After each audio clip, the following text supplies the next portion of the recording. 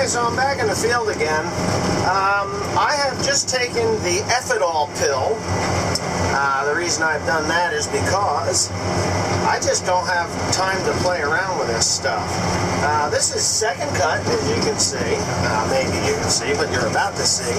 And the reason I'm actually mowing it is because I have a poison ivy issue. This piece of ground was farmed by the property owner, and he was doing it organically. And herbicides are not an organic way to control weeds on these fields, so he decided he would give it up and take another piece of property that he has, which is fine by me. I'm all good with it. But my problem is I have, and it's not much, but here and there, every so often, there's just some weeds that are really tough to get under control. But as for second cut goes, I put ammonium sulfate on this, and the sulfate was, the only explanation I've got for the sulfate and the way it looks is the sulfate was dusty and it wouldn't spread quite right. So, yeah, I've got this striping issue, and you'll see that in a second here when I get around the corner, because I'll show it right up across the field. It was kind of annoying around the corner too fast, but you can see there's some striping involved here. Right there's a stripe, and it was ammonium sulfate. That was a hell of a bump. I should have both hands on this thing.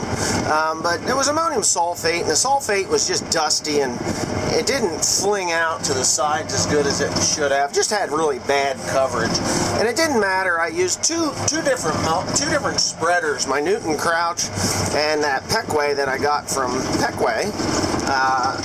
It just didn't seem to make a difference what it was. Yeah, look at this, I got a stripe there. It just didn't seem to make a difference what machine I was spreading it with. So I'm just going to have Timothy come out here, and he's going to ted this out as soon as he gets done where he's working, and then I'm going to try and get this stuff dry by tomorrow afternoon. But that poison ivy that's in there, it's a real bastard. If you mow it a couple of times and then hit it with 2,4-D, it'll take it out. So that's exactly what I'm going to do, and you can see it down there. It's all going to the mushroom barns. I'm not going to attempt to sell this to people to feed their animals. I'm not a cruel bastard, but yeah. Anyway, so that's what I'm up to, and that's what's happening, and hopefully Timothy shows up in the next 20 or so minutes, and you can catch him running the hay tedder over this stuff. Or maybe I'll just keep mowing this whole thing, and we'll get it all tedded out today, and hopefully get it baled tomorrow. But just like any other day as of late, I've got showers headed my way, and like I said earlier, I had to take the Effidol pill, and that's it. That's just it. So, yeah. Oh yeah, and don't forget, I have set up my Patreon account to accept the $5 donations for the extended content, or the uncut version of what I am doing on a daily basis. You can sign up for that, or you don't have to. I'm not putting a gun to your head. I don't care. One way or the other.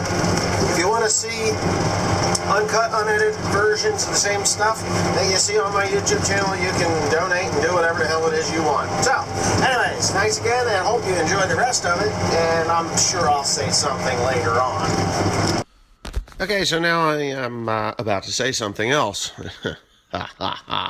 Anyway, this hay, anybody that drove past it would recognize these fields. They're along 519, and they were as striped as a tiger or a zebra. The fertilizer spreaders, both of them, the Peckway and the Newton Crouch, both left horrendous striping in the field. The Peckway, I seem to be just a little bit too far away, but that didn't make any difference in the hay.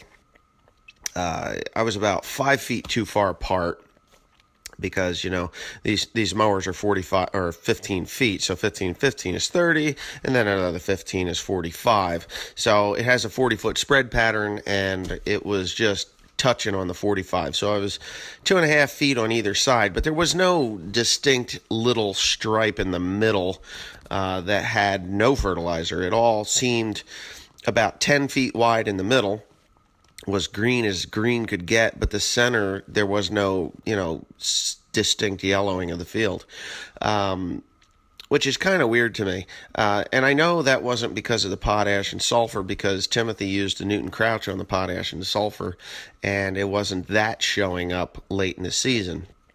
So this came off last night. I actually baled it. I mowed this the day before yesterday. It got rained on that night, which you'll see later in the series or in the next couple of videos how this turned out. And, it just looks horrendous. And it needed to be done because I'm going to get fertilizer on it day after tomorrow, because Monday we're supposed to have some wicked rain. And I just don't want it to, I just really don't want it to be, washed off the field. So, anyway, I got some updates for other things too. This weather has just been such a downer for everyone. It's amazing. So the hay that I baled yesterday on this particular farm, it was in that 25-30% moisture range. It will keep okay. It is going to go to the mushroom barn, a certain mushroom barn that takes this without any issues. The poison ivy that I spoke of will be completely deteriorated by the heat that is going to be generated by the curing process of this hay, because it is so damp. I mowed yesterday with two machines pretty near all day. We started at I don't know what time we started. We started at noon, and we mowed until somewhere around 5:30 with two machines. We knocked down about 150 acres, and that will get baled today. Teresa tedded it out yesterday, and she did a great job, made it nice and flat. She's off to church today because it is Sunday, and she will be back and possibly running the tedder. Here's Timothy. He's running the tedder on this. Like I said, it got rained on again. It got rained on the night that we mowed this, and he was going to go ted it out again, but I decided that he had more important things to do, like stack hay and get fertilizer sprayers ready to rock and roll. And, it's all good. But I pulled him off, put him on the stack wagon, and then Teresa, she took over for me, or for him, and she tedded all day. I mean, it was just getting dark when she finished up last night, and I was loading out hay onto trailers. And we broke a wagon, which you're going to see that in a video, not the breaking part, but I think this morning I'll show you the damage of an inexperienced welder. Not that I was inexperienced at it, it's just that I didn't know as much then as I do today. And the faults of my welds caused a wagon to actually split in half as Cody was pulling it home last night. Now, this is the first time I've ever had this issue with a John Deere mower. And the reason that it did this was because the conditioner hood was so close to the pickup tines, and the amount of material that was going in there, it just couldn't grab it and bring it on around, which is really weird. So what I did was I just pushed it off to the next windrow, where Timothy could hit it really slow with the tedder and get it spread out. So yeah, I would have to say that I was rather amazed that had happened. But anyway, yeah, so I hope this is an enjoyable video for y'all to watch, and I do have something else that I would like to talk about, and I think I'm going to do that in an upcoming video, because it's about trust, and it's about etiquette, and it's about people that want to take advantage of you, and it's for some of my viewers that actually have channels, and what to watch out for. Okay, so that's like the first time that's ever happened with this mower. It just started pushing in front of the conditioning tines, or the tine conditioners. I am actually down to about 7 miles an hour mowing this grass. Timothy is running the Peckway tedder, the Peckway TT6101, which seems to be working quite wonderfully behind the 7530. I got some comments about it that it was throwing the hay into windrows, or the windrows were still evident when you look behind it. Well, I don't know. It looks pretty flattened out to me. I don't see anything that resembles a windrow. But yeah, in that video that I posted the other day, it does do that. It'll make it look like the windrow. It doesn't tear the windrow apart, which isn't entirely true.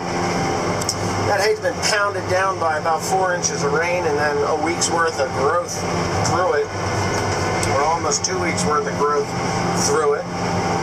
And yeah, it's really tough conditions this year to get this hay up off the ground. But as you can see where he's tedding right now, it's just ripping it apart, flattening it right out. I mean, there is nothing, there's a windrow looking thing, nothing left. I think I'm gonna have to change the pitch of the conditioner on this thing. It's not feeding the way that it should. So what I'm gonna do is I'm actually going to get out, and I've got the tine conditioner. Really super close. I want it to condition a lot, but that's causing problems when it's really super thick like this and low. The knives are new, but what's happening is it's throwing it up and it's hitting here. You see how shiny that is? So that's what's happening. It's not scooping it up, and here I've got a broken tine I didn't know about. That's a little warm, but they're all warm. Yeah, so I had my son Joe, he changed these blades out. And they're not bad at all. They're not bad at all. I don't know why. That one, I think I had him flip that. But anyway, I'm going to raise that up, and then I'll show you what it's going to do. So you go over to this side here, and you just simply pull that, and you can pull it completely out of the way. And because he is tedding it out, I don't think I'm going to have any problems with it.